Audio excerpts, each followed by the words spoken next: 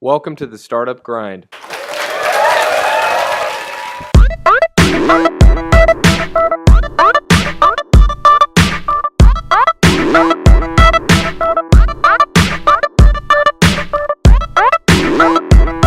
first and foremost, for those of you that don't know me, my name is Mike Mayer. I'm the co-founder of Benjamin's Desk, which is a co-working space for mobile professionals, entrepreneurs, and startups. Also happen to wear the hat of Startup Grind Chapter Director here for Philadelphia. If you guys don't know what Startup Grind is, you can thank Carl Eppolito, who's in the room, because he's the guy who came to me and said, this is really cool. They're doing this out in Silicon Valley and elsewhere in the world. It'd be great if we had this type of event here in Philadelphia. And I said, well, let me check it out. This looks cool. Let me check it out. So I've been doing this now for almost a year. We've done about 7 or 8 events and really spectacular, amazing entrepreneurs we've had the opportunity to interview. And what it is it's a global community of entrepreneurs. So it's a meetup. We have about 80 chapter directors worldwide, about 50 in the United States, about 30 internationally. And essentially it's founders by founders, fireside chats. Really simple. An amazing group of entrepreneurs that are interviewing really awesome founders that are local, building companies, and the idea is that we should get educated, inspired, and connect. So you'll hear from Patrick tonight, as well as other entrepreneurs in the future, with the goal that you come here, you learn something, you maybe get inspired about what you're doing, and you get a chance to connect with some really amazing entrepreneurs. So yeah, thanks for being here. I know there's a lot of other events going on tonight. I believe the Philly Do-Gooder Awards are tonight. We do have, they are, right? Yeah. So our main man, Daria of Y Center, is a member here at Benjamin's Desk, and he's participating in Do-Gooder Awards. I'm pretty sure he's going to take down one or two first place categories. So we're excited, but this is a good turnout. Our goal is to get to about 75 really curated, strong entrepreneurs that are building businesses that can help each other grow. So without further ado, let me introduce Patrick Baines. So Patrick is a young guy. Smart, good-looking, handsome guy. Brought his girlfriend here, who's also an amazing founder. Patrick is the founder of PeopleLinx. If you don't know what PeopleLinx is, he's the co-founder and GM. PeopleLinx helps build business optimization, social business optimization strategies for the Fortune 500. And he'll dive into that a bit. He was an early employee at LinkedIn. He is an advisor to several local startups. And I think he was just recently named to the Business Journal 40 Under 40. Is that right? Yeah, 40 Under 40. So that's good stuff. Let's see. PeopleLinx is backed by Greycroft Ventures, Osage Ventures, MissionOG, and I'm hoping in the future maybe they should raise some money from Greylock. It would make a lot of sense, I think, but we'll see. Without further ado, please stand on your feet in Startup Grind fashion. That's what we do. We ask everybody to stand on their feet and just give Patrick a warm round of applause.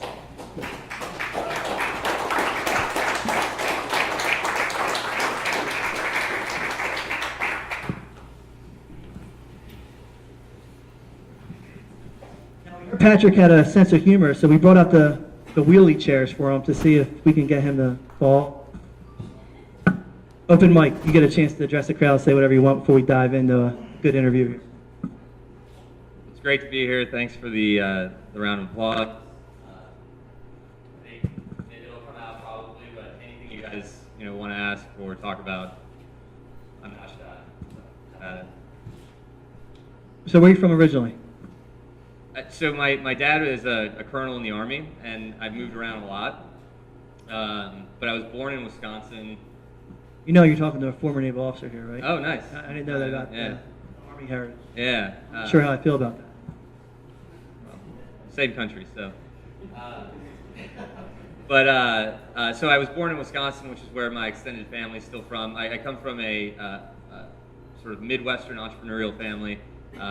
Of like the very agricultural, industrial type of entrepreneurs, but really no correlation other than maybe the genetics and the influence of that to what I do today. And then lived in Chicago till I was 9, Atlanta till I was 18, upstate New York for college for 4 years, and then I've been in Philly now for 5 years. So tell me about PeopleLinx. Who are you? What do you guys do? Who are your customers? So the simplest way to think about PeopleLinx is like in the one sentence way to say it is we help large companies improve and manage how their entire workforce uses social networks. And there's both a pain pill and vitamin side to that. So without PeopleLinx, there is no way for an organization to affect the quality of employee profiles. So like, how are they describing the company? Like, do they have a profile photo? What kinds of content are our employees sharing? And that becomes increasingly important when you have very high value customer relationships that your employees are connecting with and engaging with, or not engaging with. So the sort of pain pill side of what we solve is we give companies a way to influence and affect those profiles, networks, and activity of their employees. And then the vitamin side of it is that with that sort of connectivity to the employee profiles, you can improve branding, drive connectivity to your target market or target accounts, and facilitate content distribution through your employees. So we'll come back to that, but taking you back to your LinkedIn days, how'd you get started there? What was interesting to you about the company? What was the stage of the company? You were an early employee, I want to say 81? 160, 162. So the only thing I knew out of college was that I wanted to, well, I guess more than knowing what I wanted to do, I knew I didn't want to conform. Raise your hand if you have a LinkedIn profile. Raise your hand if you're active on LinkedIn, meaning you post an update or edit your profile on a weekly or monthly basis. So I knew that I did not want to like shave every day and wear a suit, and that's like basically all I knew. And I was like the kid that wore sandals in the middle of winter to class because I just didn't want to like tie shoes and wear socks. Just whatever. So I saw a video of what it was like to work at Google, and I thought, man, like that looks like a place I could work. And at the same time, I knew that there was, when I watched that video, I also sort of caught that a lot of employees at Google made a lot of money, and I was like, well, that seems like an attractive career. So you're a senior. I was a senior in college, yeah. Checking out Google now. Yeah, and I literally just saw a YouTube video, and so I went home. I actually graduated a semester early, and then just sort of went around Europe, came back to college, slept on couches, did that whole thing, and then got a job at a country club, and wasn't in any rush to find my first job, but I was looking for internet startups using Google News search. So I was looking like in geographic areas where I might go to grad school or where I had family, because I didn't know where my next move was going to be. I was pretty mobile, and found that in Omaha, Nebraska, of all places, where one of my uncles lives, I was applying to grad school at Creighton University. There was a press release that LinkedIn was going to open an office. At the time, LinkedIn had about 7 million members. It was like, for whatever reason, it was not like a really well-known company at the time. What year are we talking? 2007. So, so I applied for a job, and the reason, so LinkedIn was opening an office in Omaha because it was a lot of early PayPal executives, and PayPal employs anywhere between 3,000 and 5,000 people in Omaha at any time. So as LinkedIn's growth was taking off, they assumed they were going to need the same level of support in Omaha, and it never came to fruition because the transactions weren't the same. So there's sort of this anomaly, like headquarters that's been of LinkedIn that's been in Omaha for a really long time now, and it still today has not grown past the 60 people that were there that it grew into when I was there. But we anticipated like 350, 400 in year two, and then we realized like, well, we don't actually need to support all these members. So LinkedIn has this great office in Omaha of client services, customer service, which is what I did, and inside sales and some outside sales. Something around Omaha that doesn't have to do with Warren Buffett and the Oracle himself. That's interesting. I never would have guessed that. Yeah. One of the unique perspectives I have as a startup founder here at Benjamin's Desk is I get the chance to see hundreds of business models and see what's interesting, what's working. Uber was here, excess capacity, underutilization, topics I get the chance to discuss with guys like Mike Krupp in the back of the room. Really, really fascinating stuff. We're going to talk a little bit about entrepreneurship in a minute, but you chose to work at a startup before launching a startup. And I think a lot of folks want to jump right into say, I'm a startup founder, I'm going to go out and do it, I'm going to fail, I'm going to succeed, whatever they might be. I think there's a tremendous amount of value of working for a startup first. Can you talk a little about that? Yeah, so it's a huge amount of value. So I was giving a talk at Temple the other day, and this guy goes, how do I know if my idea is a good idea or not, right? And I said, well, for me, I have my own filter, my own way that I look at business ideas, and I think you get that through your own experiences. But working at LinkedIn, I learned things that were huge, and there's still a framework for how I judge an idea from a good or a bad idea. And LinkedIn has multiple revenue streams, right? So can the idea make money in more than one way? And these are like a clear logical path to those revenue streams. Subscription revenue, just going on an ongoing basis. I like the B2B subscription revenue and stickier sale, like consumer subscription revenue. So multiple revenue streams, subscription revenue, and LinkedIn uniquely has a network sort of fuels business model. So as the network grows, the revenue streams correlate to that. So I learned all that from LinkedIn. It was an incredibly valuable experience. And then a good amount of that, not necessarily all of it, is carried over to what we're doing today, but it is the way that I look at business opportunities. And whenever I talk to someone about like what they're doing, like that's just immediately what I go to is like, well, how many different ways can this make money? How how scalable is it? Is it repeatable? Is it like a one-time thing? And I got all of that from working at LinkedIn. Was the PeopleLinx business model born at LinkedIn? I know, talk a little about your co-founder, Nathan, and was there an epiphany moment that you guys had and said, holy crap, there's a business to be built on top of LinkedIn and other businesses? So, and it's, Nathan rightfully should probably be the one up here. I mean, he's a tremendous partner. So Nathan and I were both at LinkedIn. Nathan actually recognized the need in the market. So this is 2007. Companies aren't, hiring at LinkedIn, selling recruiting solutions. And they're not spending, right? So it doesn't really matter what you're selling necessarily. But they did have a lot of questions around social media, which is what we were experts in, right? We worked at a social network. So Nathan saw that companies had questions about social but didn't want to buy corporate recruiting products, and actually pitched the idea to Reid Hoffman at LinkedIn that hey, maybe we should be offering something more customized professional services. And I wasn't in the room when this happened, but at LinkedIn there's a million great ideas. I had some, right? Everyone's got, but they decided they go in the good idea bucket. You can't do everything. So that happened, and Nathan really took that moment and left LinkedIn to launch the company, which is now PeopleLinx. Got his first check from a client like the next week, and then I left LinkedIn. People always want to know like why would you leave? And it was such a rocket ship, but that was my first job out of college, and to grow, to move in a company that's growing at such an incredible pace, it is hyper competitive internally. And the candidates that I was competing with to getting the jobs that I thought were interesting were all Ivy League grads, worked at Deloitte, worked at Google, and what I was doing was too easy, and the company was too successful, and I was playing hacky sack for an hour a day, and my life was too good, right? At the same time, my brother, Army Ranger, was in Afghanistan, and I was like doing calls with him and stuff, and I'm like, this is like the least like fulfilling, I'm just like doing that. Like life is too easy. So I left with really no plan. Moves, slept on my brother's couch, and I got a call from Nathan like day 2, and he's like, hey, look, here's what I'm doing. I don't know how you're gonna fit into this, but I've heard all these great things about you. And then about a month later, we closed a $250,000 deal with AARP, and then that sort of launched. How did Nathan, or you help Nathan at that early stage to find a pricing model when LinkedIn was still relatively new, and corporations, I imagine, the sales cycle's a bit long. They don't know what the heck's going on. Their employees don't know what's going on. Yeah.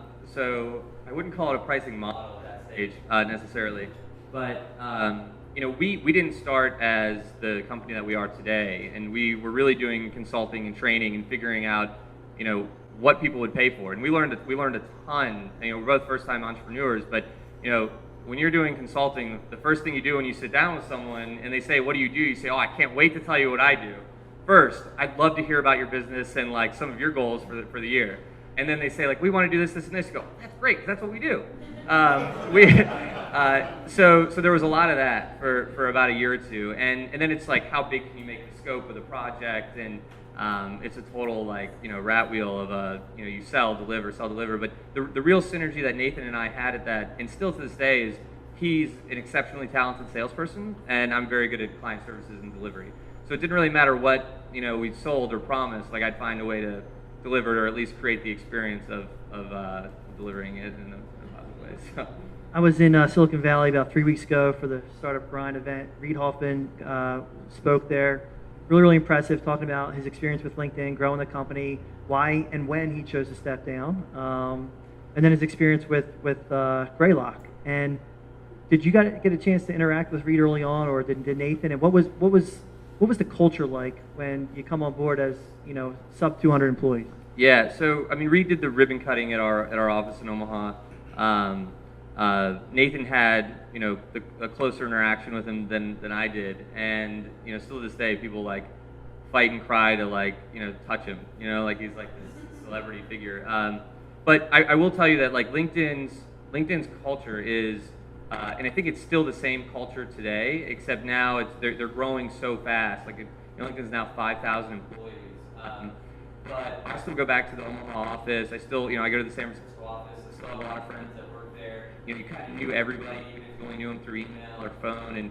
And I think that the culture is still the same, but it's really like, everyone recognizes that they're doing something that is like fundamentally changing how we do business, how we communicate, we're doing, and it's like extremely exciting, and they know it. And I think that's great for LinkedIn and for talent acquisition and retention. And they're innovating at an incredible pace. Like they're still, even though it's like the boring, unsexy social network, some of the stuff they're doing is very exciting, and it's exciting for the long run of what it means for business. And the people there really know that. So you see that, and then it follows a lot of the standard patterns of Silicon Valley tech companies. However, I will tell you that it is not a, and I'm not saying this in the truest sense, but like when you work for, so LinkedIn raised, I was there for, I think it was their Series B, like 50 million or something, but even before that, it's Reid Hoffman's startup, there was a ton of money already behind it. I describe myself as like, a back of the bus entrepreneur there, like that's even being generous, right? It was a very well funded, very well executed operation at that point, and still is to this day. It's funny, you talk about being like the unsexy social network, but when you look at their first native mobile application and the iterations that they have done since, I mean, in my opinion, they're yards and miles away from like ahead of Facebook and Twitter. I mean, just an unbelievably unique native app with just amazing content and functionality. Yeah, I think it's very early days for LinkedIn. I think you're right, and they have the benefits of not always being under the sort of microscope for what they're doing. So they can watch what some of the other social networks do. They can pick up best practices. They can sort of eye macro trends, and it's the business audience. So generally, businesses lag anyway. So they have just a ton of advantages that are really long-term, like 20, 50, 100-year advantages for the business. I talk to a lot of entrepreneurs, and they're always talking about their business models, and you ask quick questions, right? Like, how do you make money? Is there multiple revenue streams? How do you get to those revenue streams? And a lot of times you hear nowadays, too, is, oh, well, I'm not sure I'm going to make money yet. I'm just going to try to get a lot of customers, and then big data, and like all this stuff. And you're like, okay, well, that's cool, but not so cool. When you look at, you brought up the Series B financing, and Reid Hoffman actually published his pitch deck from his Series B financing. You should Google and check it out online. It's pretty amazing. I was so amazed with his foresight of when LinkedIn, I was an early adopter, I was on LinkedIn pretty early, but he was very, very keen to the fact that enterprises were going to use this for recruiting, to hire talent, and to effectively mine to get good people. And a few other ways. I think he was just so far ahead of the market, but there's really no competitor in the game, so they have a tremendous upside. My question to you would be, where you're at with PeopleLinx, very early stage, but you guys have some really good traction. Without giving like business secrets or competitive advantages away, what's next for PeopleLinx, and are you looking at different ways to monetize? Yeah, so I always say this, and I believe it's true, and I try to make it as true as possible for the way that we think about our business. But I would say, what we do will never change, right? So what we do is help companies manage and improve how their workforce uses social networks. How we do that should continue to get better and more innovative, and we should get better at how we deliver that. So for me, that is like where I keep a steady hand on business. And I think, like, and this is the same, I think it's probably true of Reed. Like, I feel like that's never going to go away. Like, we're all going to continue to use some form of social network. We're all going to, the majority of us are going to be working at companies, and companies are going to want a way to improve and manage that. And so if we're the tool that does that, and if we're the tool that's doing that better than anybody else, then I think we'll win. I don't know if I remember your other question, but. Any insights into what the future looks like? Let's say like 6 months or 16 months. So we also see a couple other trends that are like employees aren't just on LinkedIn. So we went about a mile deep on our integration with the LinkedIn API, and it was a huge differentiator in the market, right? Like any social media tool out there is typically multiple platform and is a mile wide versus a mile wide and an inch deep. Let me jump in on that real fast. So, because being former LinkedIn employees, how easy was it for you to work with LinkedIn at early stage? And you talk about getting open. Do they have an open API that anybody can use, or did you guys get a chance to dig a little deeper and go down that path? It's a great question. So LinkedIn did not have an open API when we left. So it was like 2010, maybe 2011 when the API opened up. There are a lot of companies that don't, there's not like a tremendous amount of innovation off of the LinkedIn API direct. I think there's more and more coming now. LinkedIn doesn't have a incredibly defined ecosystem, but it's becoming more and more defined. And I think we basically wrote off and still do use the LinkedIn's open API, the same API that most people have access to. And even though we've gone a mile deep in it, we're doing it in a way that we know benefits LinkedIn. So we're driving corporate adoption in LinkedIn. Like employees that are scared to use LinkedIn because they're going to look like they're looking for a job now can use it as a brand ambassador and in their everyday role. They're adding connections, they're sharing content. So we're doing things that we know are good for the LinkedIn network. At the same time, we're creating these LinkedIn engaged evangelizing corporations. I mean, we've got everyone from PricewaterhouseCoopers to LexisNexis using our platform. And before PeopleLinx, they were like, well, what do we do about LinkedIn? And now they're like, LinkedIn's the greatest thing since sliced bread, So we knew that we were doing things in the right spirit of LinkedIn, but it is, anytime you're an ecosystem company, there's some risk involved, and we rely on the LinkedIn ecosystem, we rely on the LinkedIn API, and one of the things that we're doing now is, companies are asking for Twitter. So today we launched an integration with Twitter, and thanks, yeah. People say congratulations. It's like, and I think it is. It's a big milestone for us. But at the same time, when you live and breathe the social media world, it's like, yeah, I guess it kind of made sense. Yeah. So I think we're going to continue to diversify a little bit for the market, and probably nail Twitter, and we've got a lot of things. We're still building the foundation, I think, right now. It's funny because you talk about building a business on top of a business, and that's great. But it turns out when this ecosystem starts to develop around a big publicly traded company, social network like LinkedIn, you guys are actually probably a tremendous growth driver for them, because I would imagine much of the corporate market was relatively untapped, or from a potential standpoint. So what you guys are doing is obviously a growth driver for their business, which is awesome. Yeah. I mean, and we try to keep ourselves as aligned with LinkedIn's interests as we possibly can. Not just for our own, part of it is our own, goodness of like surviving in this. So they look at us and say like, yeah, like we're really proud of what those guys are doing. But at the same time, LinkedIn is doing. We believe that LinkedIn is improving everyone's ability to market themselves, to maintain relationships, to really be better, more productive professionals, and we think that we can be a catalyst to take that value into large enterprises where today most employees are spooked on how they might how they should or should not be using it. It's a great segue. I watched an interview of you, a real short interview online I found somewhere, but it was fascinating because me being a naval officer and social media was like taboo. I remember it was like there was first of all, we didn't have any policies, and I imagine many corporations didn't have policies at the time. And then when they did, there were more policies about what you can't do, not how to leverage it. I mean, it was literally 2013 where the Navy actually came out with a policy and said, this is how we're going to leverage social media. We're going to have a presence, and our message is going to be this, whatever, and this is how we're going to control it. How is that, from a sales cycle standpoint? So you deal a lot of customer development and customer relations.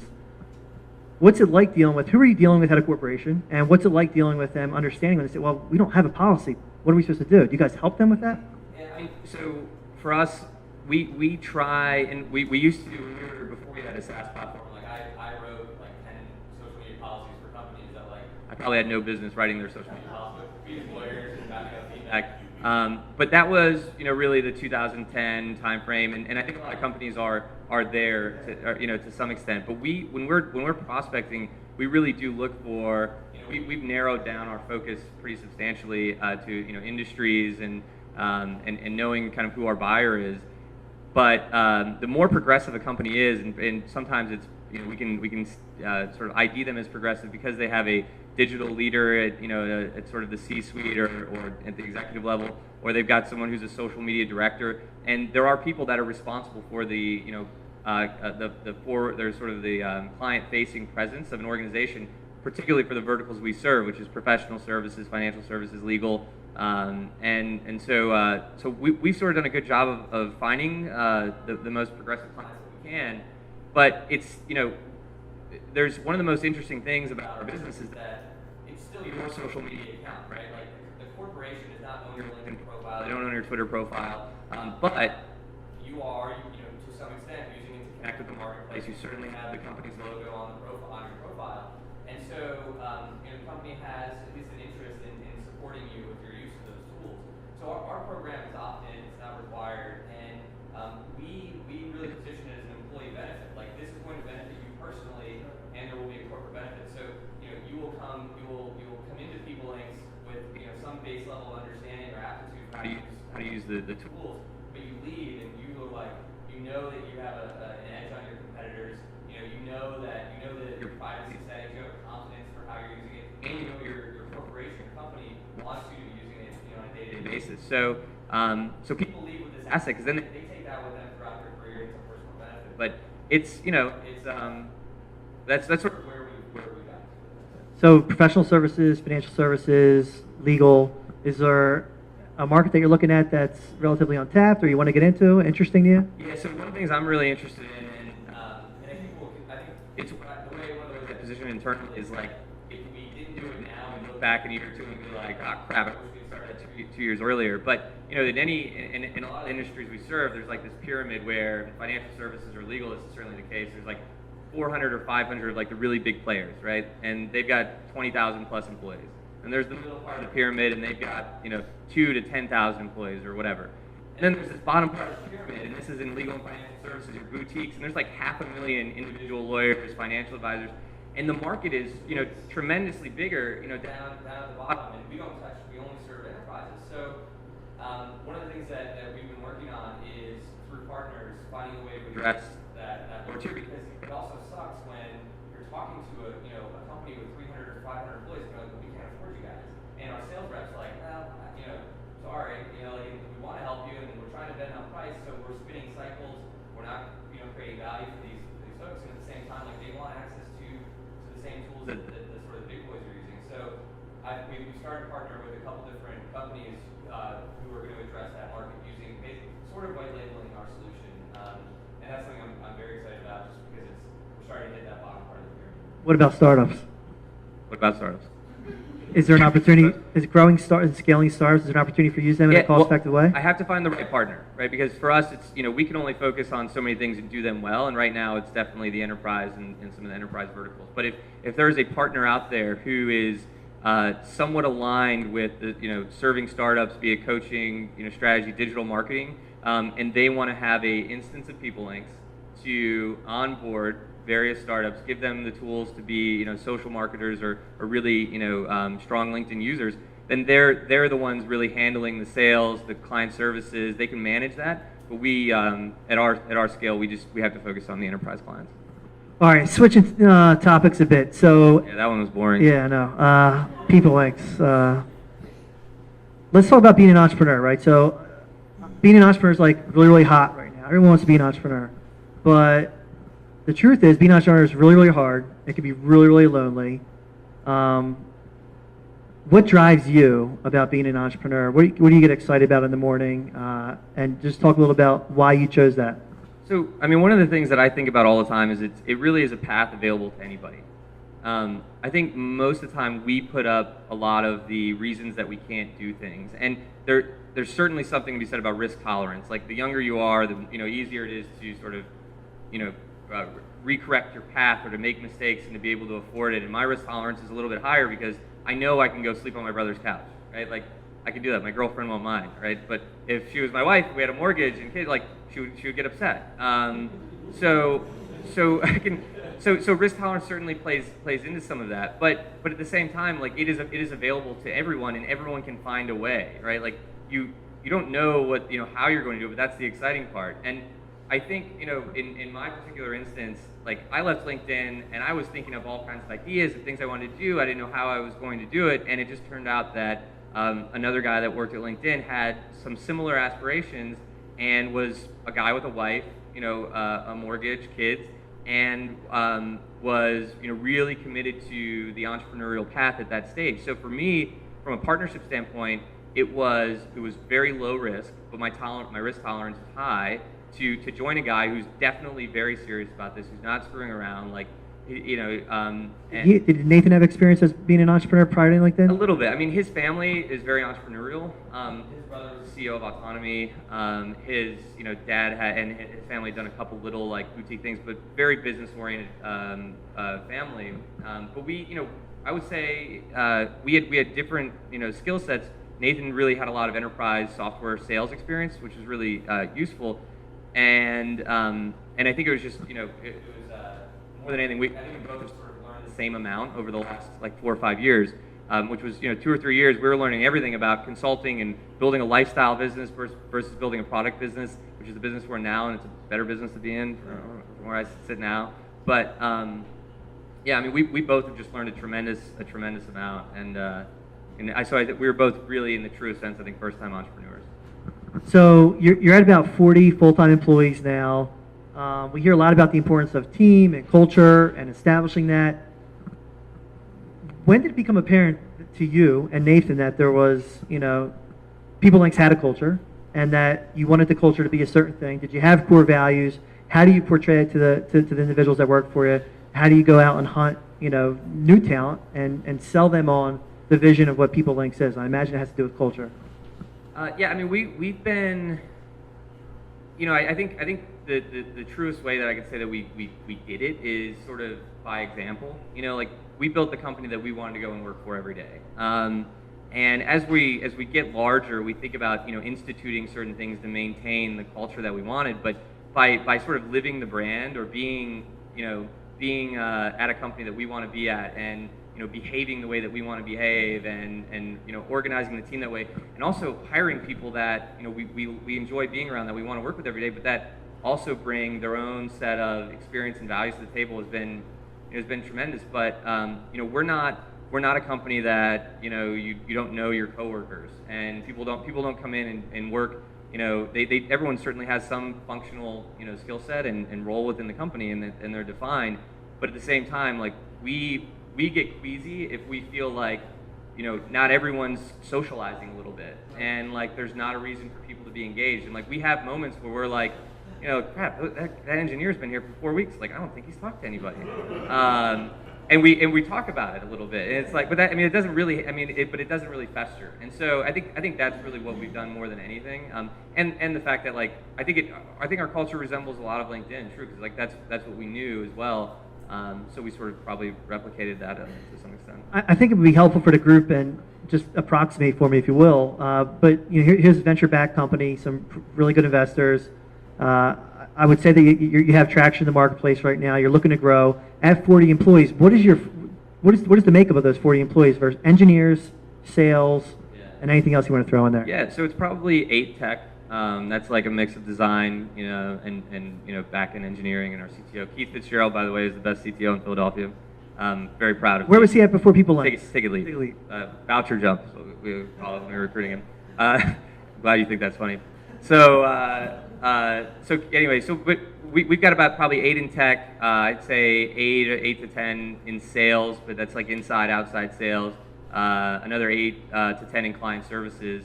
And then the rest is like marketing, operations, and the executive team is our makeup. All right, so let's talk fundraising. Tell us about your investors. How did you find your investors? What did that look like for you to fundraise? And how did you know that they were the right investors?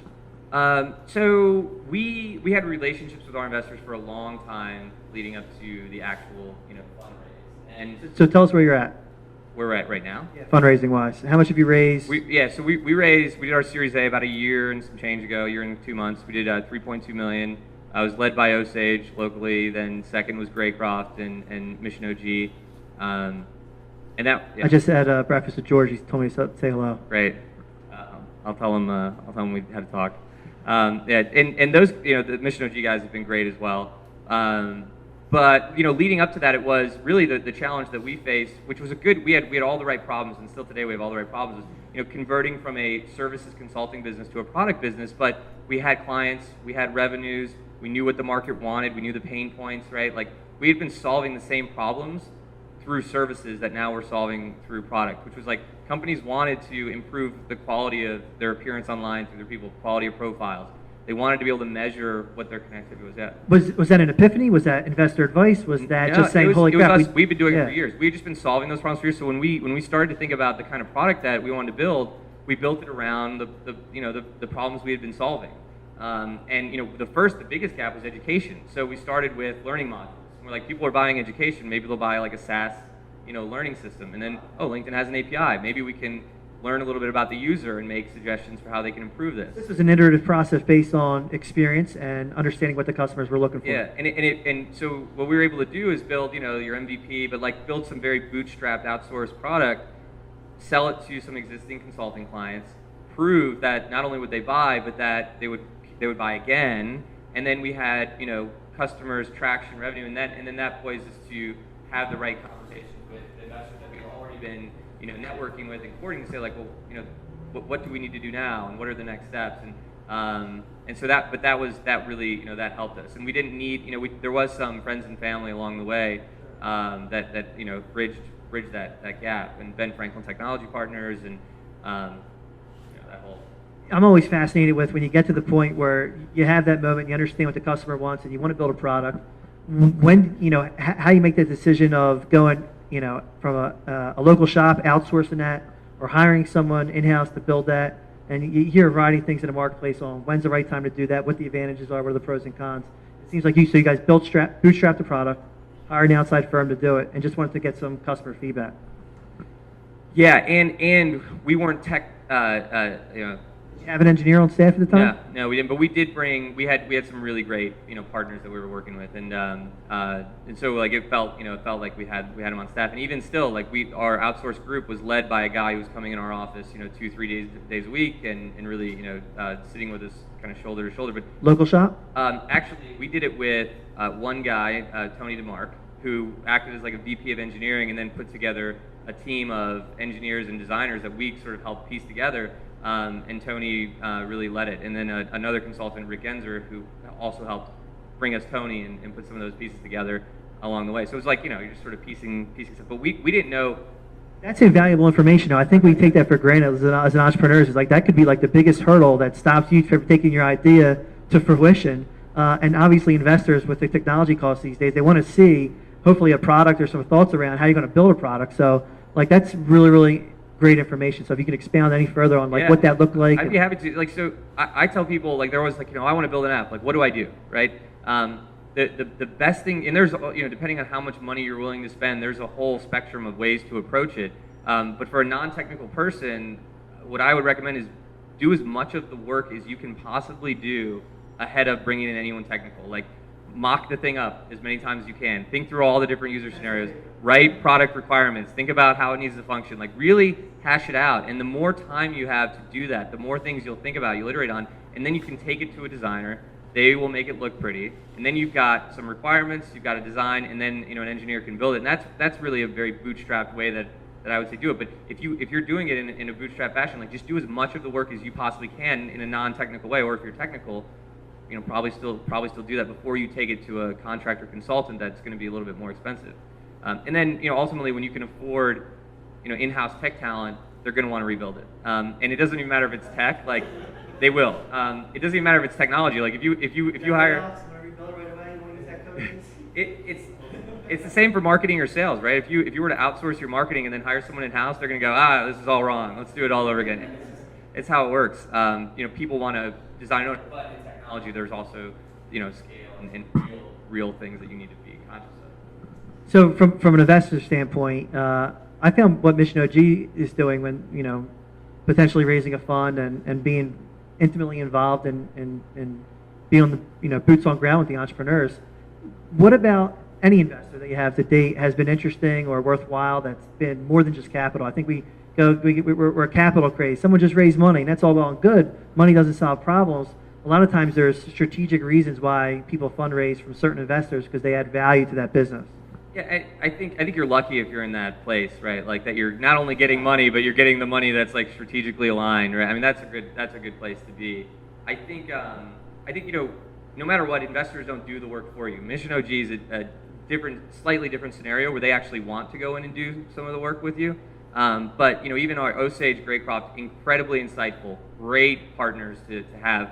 But they're not gonna, they'll make an introduction, but they're not gonna take it through the sales cycle, right? Like that's not what they do.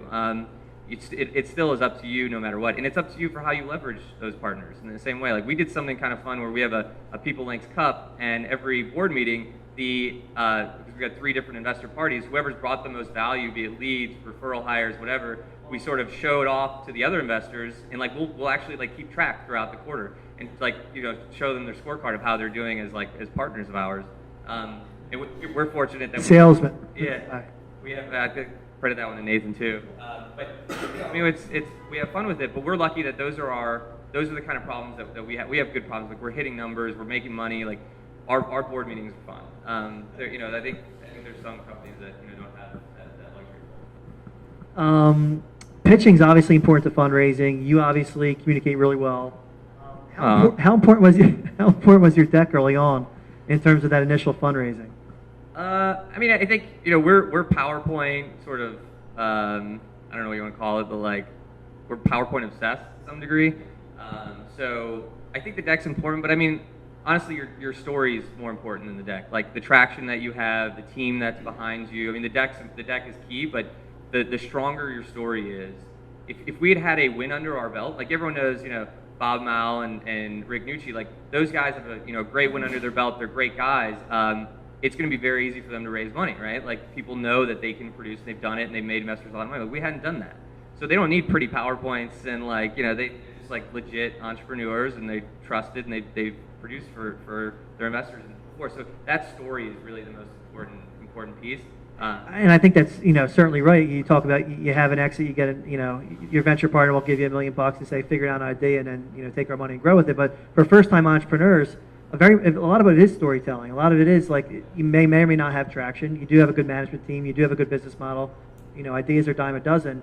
How do you really become a storyteller to get the vision across? How do you enchant, as people say? I think it's an art that you can build, or you can build the skill over time. Like there was one, I go back to I used that consulting example earlier, but when this is great. So this is an exercise that Kevin O'Neill, our COO, MissionOG partner, taught us when he came on board. He's like, sat down, we had a group of about 6 employees, and Kevin says, okay, everyone, he goes around the room, he says, in 6 months, where are we going to be in like PR? Like what's the media going to be saying about us? Everyone's like, oh, we're going to be in Inc. and we're going to be at Forbes, or where we're going to be in sales. How many customers are we going to have? Oh, we're going to have 100 customers. And we go around and we all say all these different things. And he's like, that's how you talk about the company today, and that's how you think about the company today.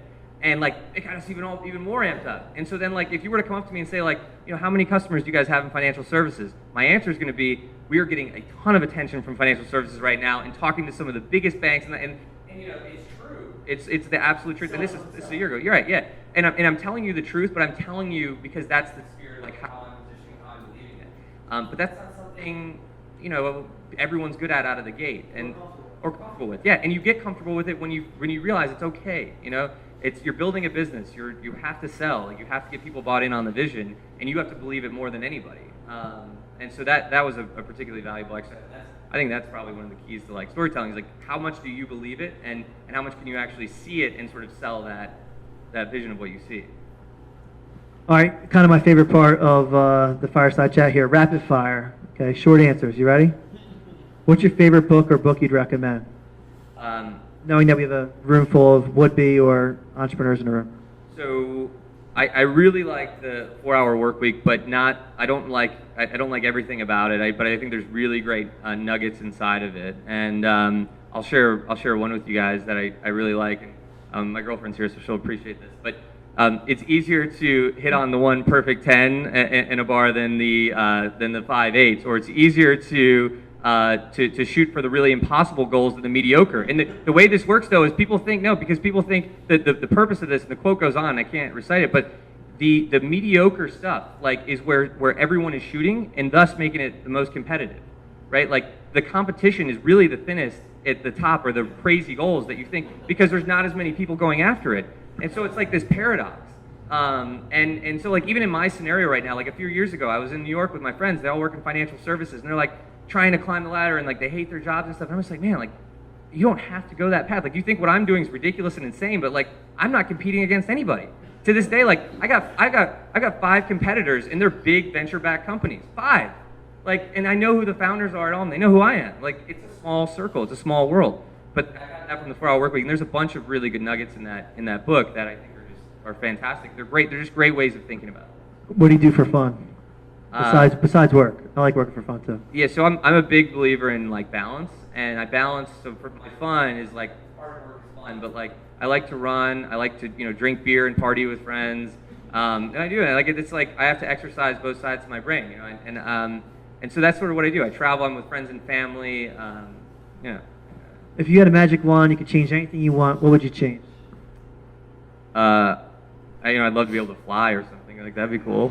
That would be cool. Right? Good answer? That's a good answer. No, I like that. Who was your biggest role model growing up, and why? Or did you have one? I had so I have different role models for different things, but what I learned later in life was when you're asking for advice from people, you will get what they would do. Right, so like I would go to my dad for advice, and I'm getting something a colonel in the Army would say, like, does not align with me at all, right? I go to my boss at LinkedIn for advice, very nice Midwestern woman, like, love her to death, and she's like, everything you need is right here in Omaha, and like I loved her to death. But then I realized when I went to my Uncle Tom, who's got a company called Maple Ridge Farms, lifetime entrepreneur, super simple, like, brilliant thinker, and I'd go to him for advice, and he would just fucking nail it on the head, and I would be like it's sort of like I've always looked up to my uncles, like they're great people, but like that's something that I look up to them even more now that I realize like they're the people that I'm sort of emulating to some degree. So over the last couple of years, it's become readily apparent to me that mentorship is one of the top reasons, if not the top reasons, of how you build communities, how you build ecosystems, how you build culture. Talk to me a little about mentorship, both within the PeopleLinx community, and then do you have a mentor, and what does that look like? Yeah, I think, and this was a quote from Tim Ferriss' 4-Hour Workweek as well, but he said, the trick to having a mentor is don't ask them to be your mentor, which I think is true, right? Because then it's like, well, there's some formal commitment I have to, yeah. So I think I have many mentors for many things, but I wouldn't tell you any of them are my particular mentor on a certain topic. I do go to, and they're also, they apply to different phases of my growth. Like, my Uncle Tom was really critical when I was figuring out some of the big pieces of, what I should be doing. And now that I'm like a more mature entrepreneur, like, maybe a better advisor for me is going to be someone who's, had some huge exit and can tell me, like, can talk to me about some of the challenges that I'm up against, which are not going to be the same as my uncle's food company, right? So just, I think different mentors for different places and different places in your career. All right, final question before I open up to the audience for Q&A. Any parting advice I'd like to pose it not for someone that's, an entrepreneur today, but like someone that's sitting on the fence that has an idea, is doing some wireframing or some prototyping, meeting with people. Any advice for the aspiring entrepreneur in the room? Yeah, I mean, I think it is, one, at some point build up the story, right? Like, continue to build strength, either be, getting the right team together, or getting your product built, or make sure that at least if you have to work while you're building your company, at least try to be doing something that aligns with it. So like for me, working at LinkedIn really helped launch sort of what we're doing today. So it helps, like it tells that story a little bit, but it was also really relevant experience. So just make sure that your behaviors, your actions are aligning with sort of where you want to be, and that you're building that story, and that you can tell the story, and that it jives. Like, if your behaviors don't line up with your goals, like it's gonna be much more difficult. Little wins, right, Mike? Okay, Q&A. Anybody have a question for Patrick?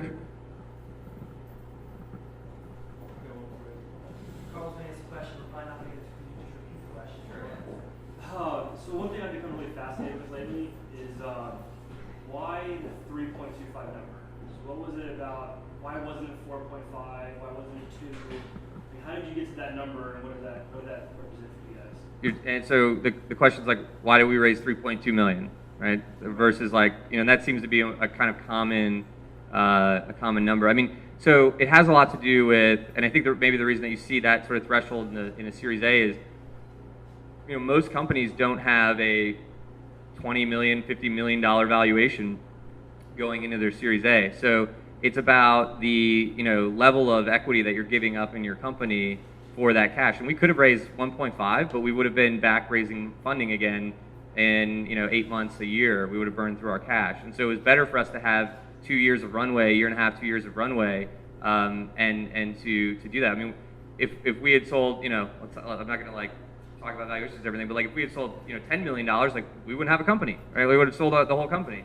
So I think that for a Series A, I think most companies are probably having somewhere around a valuation of 7 to 10 million, and they're probably selling something to 20 to 50% of their company for that Series A financing, which is why it's not going to ever be, in most scenarios, it's not going to be an incredibly much larger and much smaller than that, because you're sort of at a growth stage where you need the cash, but you're not a $20-30 million business yet. So it's not like you need $3 million if you're a $30 million business. You need much more, but you can also command a much larger valuation. So I think that's the kind of thing that's causing that pattern more than anything, would be my guess. I got a question. What's that? 19 billion would it be? Social network. What do you think about it? I think it was 450 million active users. I love this quote. The guy who started Box.net had a tweet that said Zuck does not fuck with the innovator's dilemma.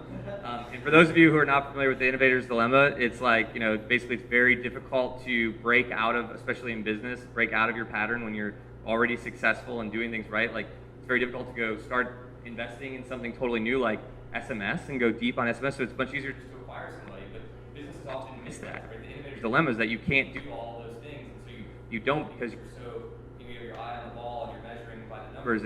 And so Zuck doesn't fuck with the innovator's dilemma, I think, is probably the best way to say it.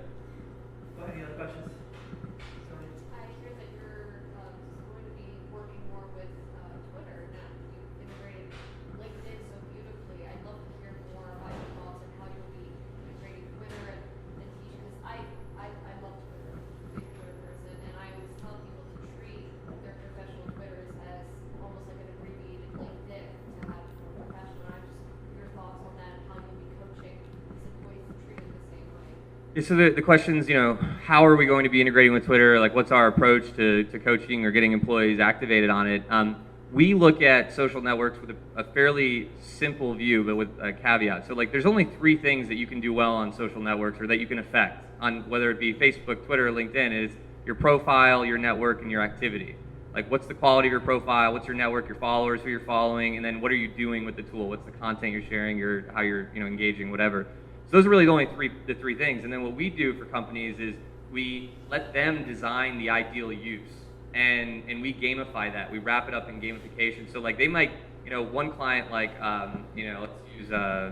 think of a client, LexisNexis, for example. LexisNexis might say, you should connect with, or on Twitter, you should follow the top 10 law firms that we get most of our business from. And when you do that, your score goes up, and then you rise up on the leaderboard.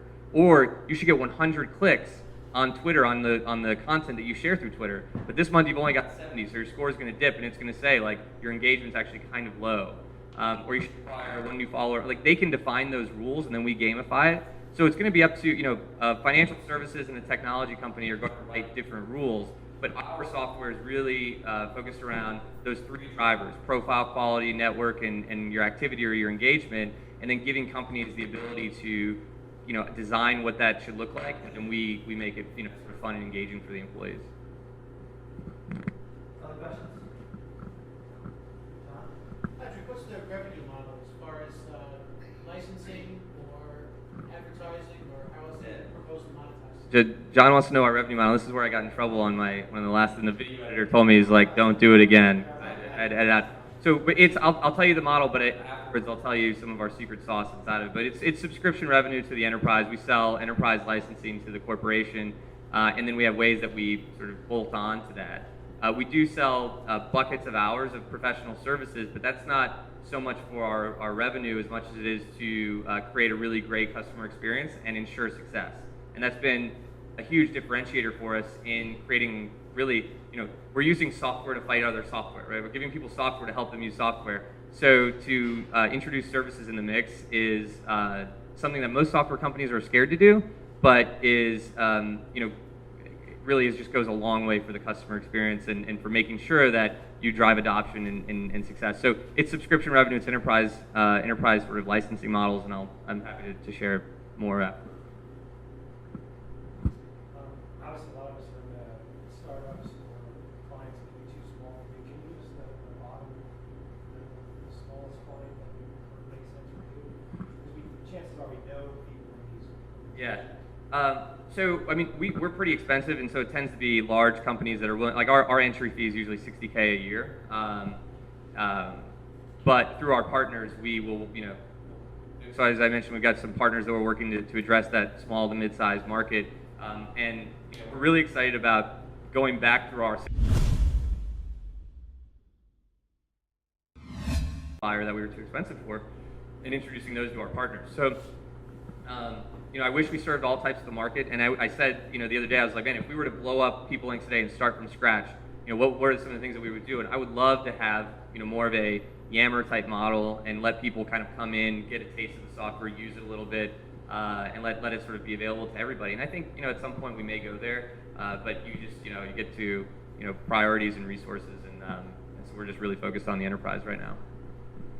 Consumer is sexy. Enterprise sales is where it's at. $60K to get in. One of the interesting things, and I'll open up for one more question after this little side point, but I think it wasn't on my list here for some reason, but I usually ask it, since we're in Philly, talk about the Philly startup community. What's it been like for you in the Philly startup community? And I think that I have this conversation on a daily, weekly basis with entrepreneurs and advisors, venture capitalists, angel investors. We talk about funding gap, lack of funding, lack of mentorship, all different stuff. I want to preface the question with, there's a ton of natural resources here, especially for B2B tech clients. Like he mentioned, financial services, legal, and professional services. Well, if you know Philadelphia, big pharma, big law, eds and meds. So like if you're a B2B tech company, like not a bad place to be, Philadelphia. So I feel like we're so consumer focused sometimes that we forget this is an awesome place to build a company. Can you talk a little bit about that? Yeah, I mean, I think separate from that, I think people either have, again, like they've got their framework for which they approach building businesses, and oftentimes if you have not done it before in tech, you think B2C because that's what you know. You think consumer. So I think that's where a lot of the consumer-centric thinking around product comes from. I came from B2B, and so with some consumer in it, but largely B2B. And then for Philly in general, I mean, there's a lot of great things about, I mean, I don't think there's any shortage of like Philly evangelists in this room or in the tech circle here. I mean, it is a great place to start a company. If I were to start from scratch today, I would do it in Philly again and again. The network here is 1 degree away from anybody that you want to know or get to know. One of my favorite ways to think about this or to tell people is like, if I go to, in Philly, I'm unique, right, to some degree, right? If I go to San Francisco, like, I feel like I'm nobody, man. Like I go into a Starbucks and there's 100 of me and I don't like it. I'm like, I feel like it's it's just tougher to sort of break out to even just creating a name for yourself, but also for your company. And it's and I think it's just easier to do that in Philly. And I think, but we still have all of the market is here for customers. The tech talent's here. There's smart people. We still have all the right things to thrive and to be successful. But I don't think it's as hyper competitive for talent or creating a name. I think there's just a ton of advantages, and for me, it's personally more rewarding to know that like I can know you know my other friends in the startup community. Like we can actually go out, have beers, and like have a nice time, and actually feel like a community more than like what's my agenda? What am I trying to do next? Like, hey, can you introduce me to your investor? Like we're real people in Philly, and I think the market's great and the South's great. So it's just a great place to start a company. Awesome. Any last questions for Patrick? So you talked about obviously entering with Twitter, which started me thinking about Zynga. Probably had with Facebook, which you should have resolved. Did that motivate some of your thinking, and what did you speak about that? Great question. So the question is, we're integrating with Twitter. We're going, we're adding other networks. Have we sort of thought or compare ourselves to what happened to Zynga, where at one point Zynga was like 20% of Facebook's revenue and a very strategic partner, and then sort of dwindled. I mean, there were other problems at Zynga. I don't know how many of us have ever played a certain game for like more than a year. So it's a really tough business to be in, I think, in general. So I think there's other pieces there that we're missing. Like if Zynga had a phenomenal business model, like they'd still be 20 or more, Facebook stars. Like it wouldn't have happened that way, I don't think. And then, to be honest, like companies really do need more than just LinkedIn. Like people are on Twitter. There's a lot of value to be created on Twitter, and it is, it was really strong to start off and be LinkedIn focused, and it really is our sweet spot. We know LinkedIn better than anybody, and we're really qualified to serve that, and the market recognizes that when they look at us, and people like that about us. But all of these social networks are changing, at a tremendous rate. And Google Plus right now, even though we don't want to use it, like you're right, because it's just like another tool, it's another thing. But they've got us. Like if you Google somebody, like they can put your Google Plus profile ahead of anything else.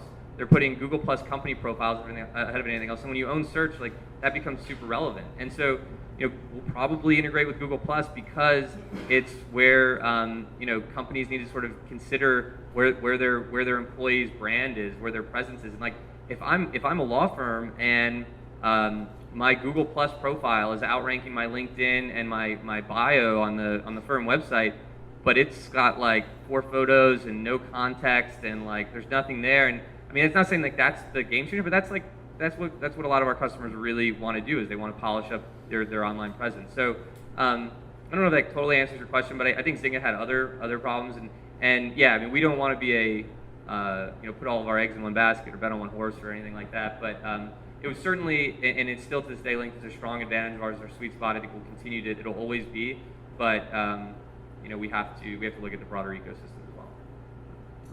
On behalf of Startup Grind, Benjamin's Desk, myself personally, Katie, the community manager here, as well as all the entrepreneurs room, thanks so much for taking the time, Patrick. We really appreciate it. Definitely enlightening. Would you all please give Patrick a round of applause? Thank you.